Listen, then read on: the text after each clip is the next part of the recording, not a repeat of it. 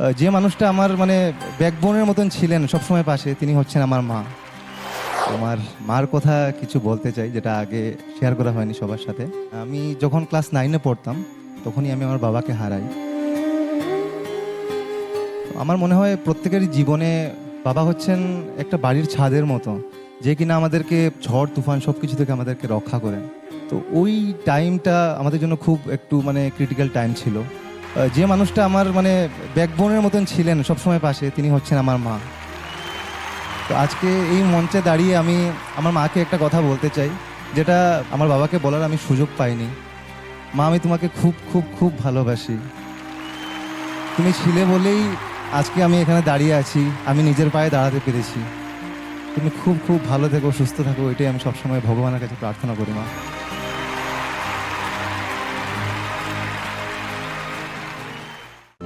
আজই ডাউনলোড করুন আর এনজয় করুন আপনার পছন্দের শো।